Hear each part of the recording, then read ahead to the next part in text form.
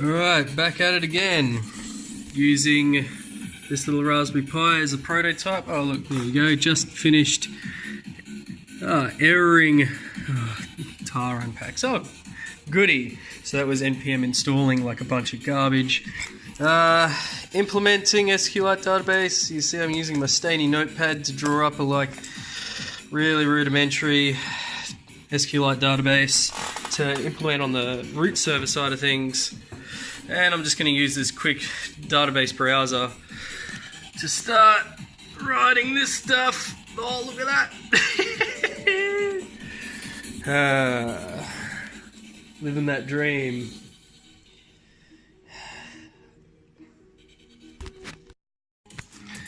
Alright, getting this thing installed properly. Again, doing the perils of working out SQLite, which is fine. SQLite's easy once you got it all installed with Node. There's a lot of just horsing around with. It's always had weird little issues with it, just not working here or not working there. But it's finally, I've got it doing some tests now and it's working again. So yeah, now I'm going to save the test branches. I mean, not test branches, I'm going to save the branches into the database, and then each of those will have their nodes. So I'm going to follow this diagram, which I have started to do, and whoa, yep, there we go. And so I've created that table in SQLite, thrown it into here, as you can see, with this little database right there. Yep. And so this is just super simple. I really don't know what I'm going to need soon, but that's pretty much what I got now. And as you can see, there will be, some many-to-manys, one-to-ones, one-to-manys, and all that sort of jazz. I am terrible at handwriting, but the most important thing about this is to plan your databases out before you go ahead and start just slamming crap in there, because even just something as simple as this, I mean, at least the tables are there, I can build upon them and such. Anyway, that's that bit. Alright, moment of truth, here we go. NPM, I'm typing on this crappy keyboard here. Start. Alright, here we go. See if they all installed correctly. Oh, that's good. That's good. Come on, Shimon. Yes! Look at that. Look at that. So all that there is on startup. It gets all the scripts in its config file. Now I haven't changed its config file just yet, but here we go. Yeah, look, there we go. Christmas Dragon scripts, Christmas Dragon scripts. Neat. So I'm pretty sure it's just getting those two, yeah, which is pretty neat. All right, that's cool. So we've got SQLite cracking up. We've got the branch server running on the Pi finally. Yeah. It's coming together. It's all coming together. Whoop, whoop, whoop, whoop. My little test Pi will be good. Now I just need to get some screens and stuff running on there, and we are good. Alright, we have MQTT communication between these guys now. So let's turn that off. So, with our ESPs, I've set up a command that you can send to it either via serial, HTTP, or MQTT. You can send it a change branch address command. That looks like, if I can find it, it looks like this highlighted one, but I've flattened it out because I ended up sending it over serial. So what this does is this command, when it's parsed by the ESP, will save that branch address into EEPROM. So the next time that it's restarted and whatnot, it will get that branch address and connect to its MQTT, as you can see here. and it'll send like all of the heartbeats and stuff from all the connected nodes of the mesh all the way to this guy. And so this comes back into our little database stuff that we've got here. So if we're going to put this into real life perspective, let's have a look. We've got root server, which is this dude up here. So this sits in your back office. We've got a branch, which is a Raspberry Pi, or it could even run on this as well. It could run on another computer or a laptop. It could run on this. It could run on whatever. But I'm choosing Raspberry Pis because I want it to be hidden behind a wall. Okay, so a node bridge, this guy, is one of these, right? So that is an ESP bridge that will connect to all of the little ESPs like that I've got in that bucket over there that I've installed into the room now. There's a few of them installed in there now. And those are these guys. So a node bridge will have an ID, a name, an IP address, and a branch ID, so that we can always follow it back to the branch. Because a branch can have many bridges, but a bridge will only have one branch to talk to. Yeah. So we have nodes. So ID, name, type, last time alive, and its bridge ID. Just so that in our database we can reference all the way back to it. Right. And yeah, that's this sort of architecture here. So a node would be, you know, like a keypad, or a button. And then a node bridge is this guy. And a branch is this guy. And a root server is this guy, right here. And that's all talking to each other, yeah. So now, what to do is get all of these messages to get saved in the database. So what I'll do is I'll get them to save into the SQLite database. There was a toss-up between SQLite or Mongo, and I went with the SQLite route because Mongo requires a no DB, non-relational database, requires you to run a server on your computer, like another one, like another service, right? Which makes it less portable. So there's already so many moving parts to this, right? You've already got to have a root server. You have to have the branch server, which makes for easier distribution around, but it's still like an extra thing you have to keep in the back of your mind is, oh, I've got this server and whatever. You know, how many servers do I need to have? So to keep that complexity of, you know, how many servers you have or you need or whatever, I've went with SQLite because it's just a file and you can take it anywhere you want. And I mean, it's not like we're going to be streaming video from a database or anything, right? Like, it's not that kind of thing. We're just gonna save and load from it. We, you know, read and write some basic small strings and maybe some, you know, integers here and there, but that's it, you know. Yeah. So that's a big win for tonight. And it's only 1:50 in the morning. Yeah. And yeah.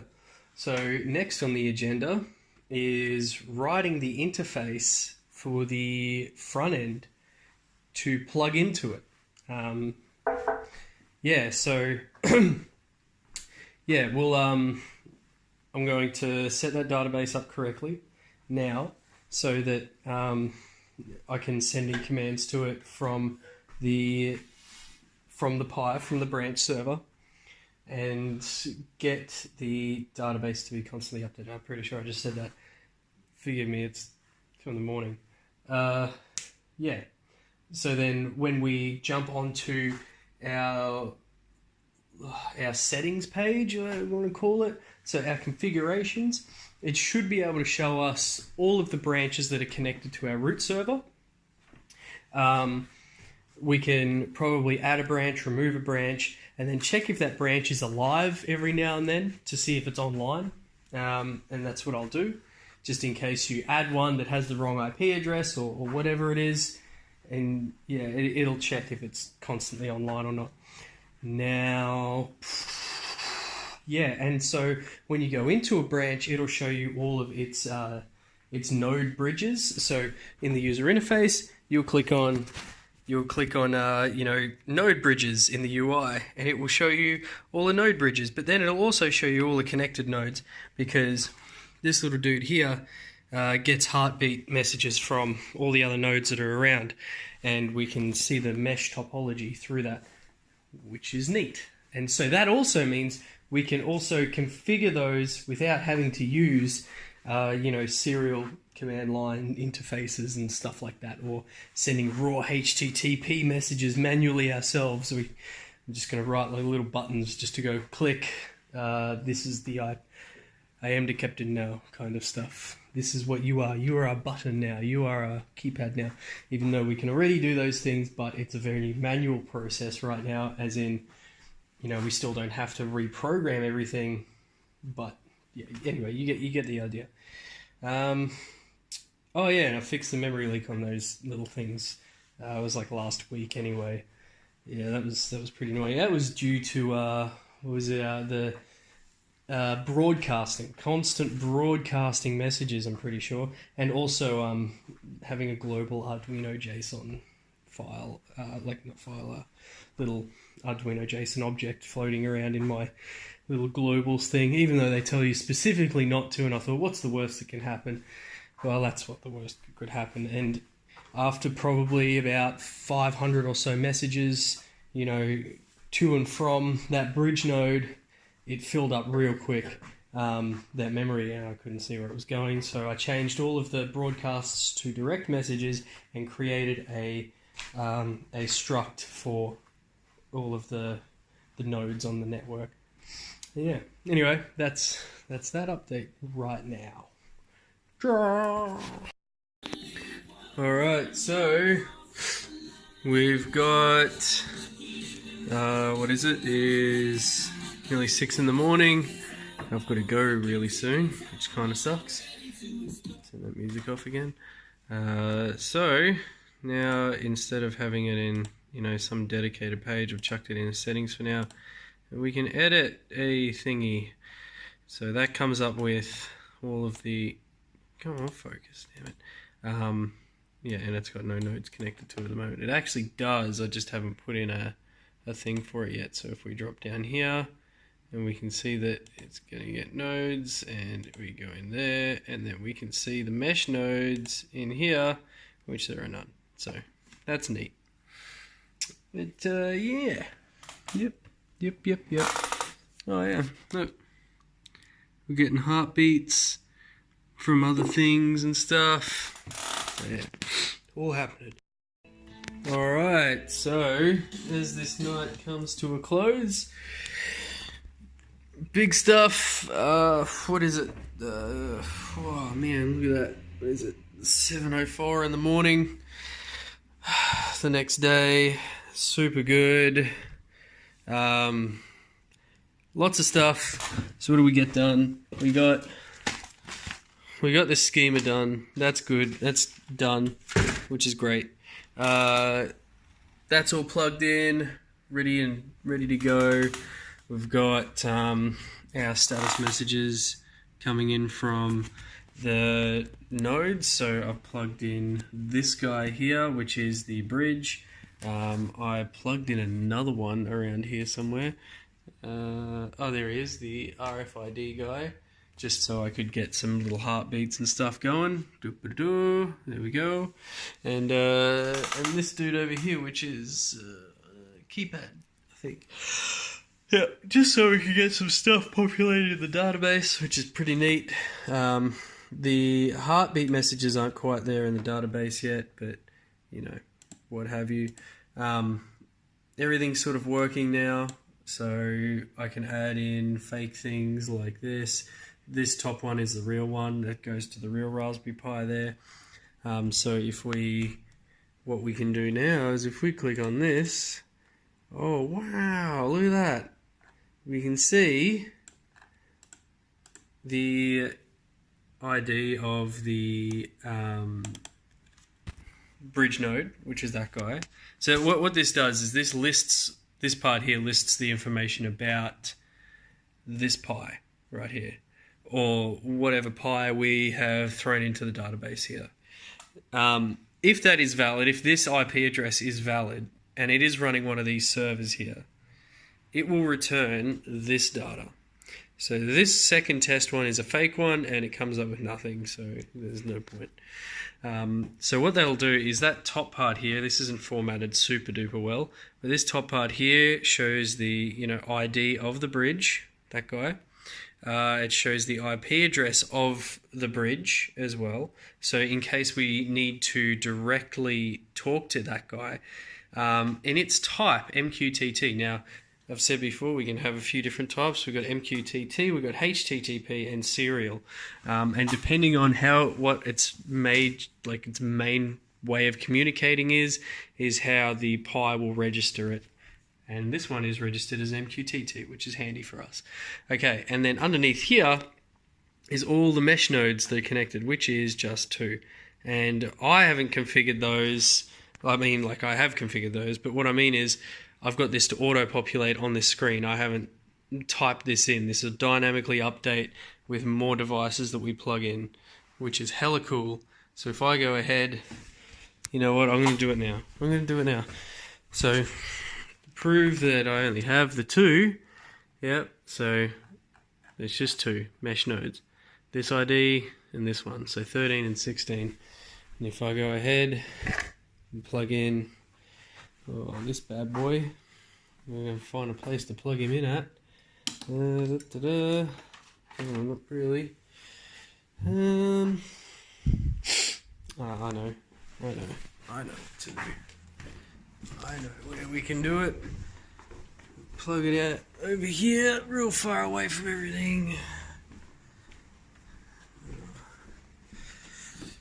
Yep. Let's just give this guy some power. Plug that in the right way every time, right? This is hard. Let me put that down for a second. And plugged in. Alright. We're jacked in. Now we just gotta wait.